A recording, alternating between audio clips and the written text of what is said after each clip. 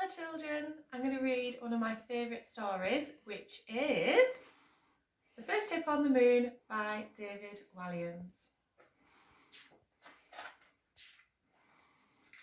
This is the tale of two hippos of one dream, to be the very first hippo on the moon. One enormously rich hippo, Hercules, Wardle, Franklin III, paid for a gigantic hippo space centre to be built to blast him there. Sheila didn't. Yes, the other hippopotamus's name was Sheila.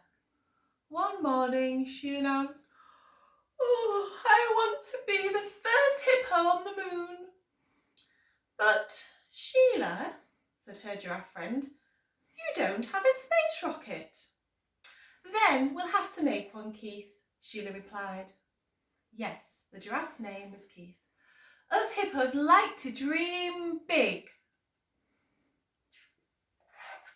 Sheila's friends got to work building her a rocket. "Quick as you can." "Well, you could help, dear." Tina the elephant brought back the biggest tree trunk she could find. Joyce the gorilla fetched the longest vine.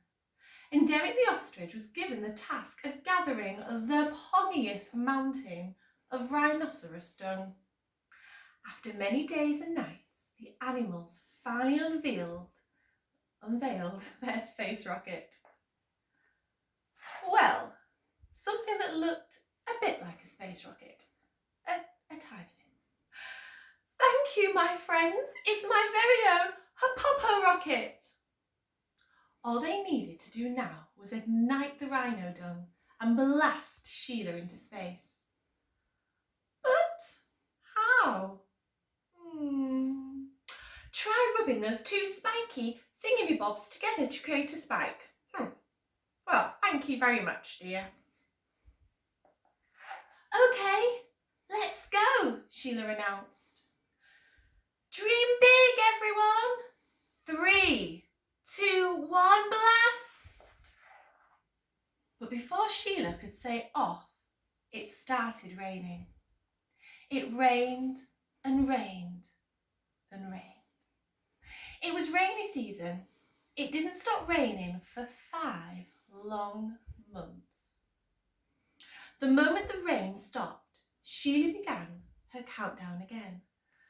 3, 2, 1, blast off! Zoom! The Hippo rocket shot up into the sky.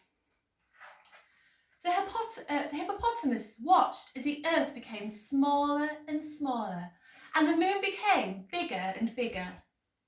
But in deep space, disaster struck. Sheila was so busy munching on her shrub sandwiches that she didn't spot what was hurtling towards her. A giant asteroid. Boom! The Hippo rocket smashed into hundreds of pieces, sending the shocked hippopotamus spinning wildly through space. She tumbled towards the moon. To her astonishment, Sheila had landed on top of the other hippopotamus, just as he was taking his very first hippo step on the moon's surface. "Excuse me, I'm terribly sorry." "What on earth, I mean the moon, are you doing here?" I wanted to be the first hippopotamus on the moon." "Well, you're not. I am Hercules Wardle, Franklin III. Remember that name. The name of the very first hippopotamus on the moon." "Can we both be the first hippopotamuses on the moon?" "No, just look at you. Call yourself a hippo-astronaut? You don't even have a hippo spacesuit or a hippo buggy. Get back in your hippo rocket and buzz off now." With a tear in her eye, Sheila trudged off to the hippo rocket. Her big dream had been crushed. As the engines roared, Hercules, Wardle, Franklin III bounded towards it. "Stop! That's my hippo rocket!" "Oops, sorry." "Blast off." Seconds later, Sheila realised that she didn't have a clue how the Hippo rocket worked. Roar! Entering the Earth's atmosphere, the Hippo rocket soon began burning up. Within a moment, the hippopotamus's bottom was blazing like the sun. Sheila hit the earth with a giant wallop. She lay motionless on the ground, her bountiful behind sizzling like a sausage. Sheila, wake up! Oh, it's sad, isn't it? It's tragic, dear.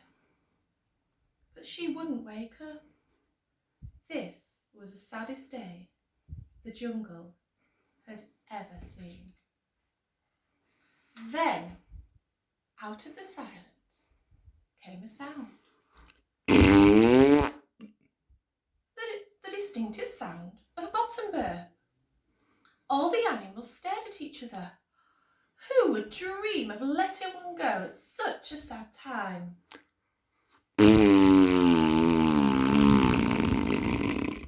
Another one, longer and louder than the first. It was Sheila. Oh, what's that awful smell? The hippopotame was so thunderous, she woke herself up. Now Sheila was famous all over the world as the very first hippopotamus on the moon. She never mentioned the other hippopotamus who got there first.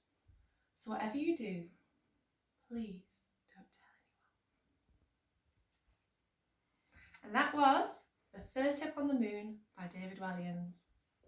Bye.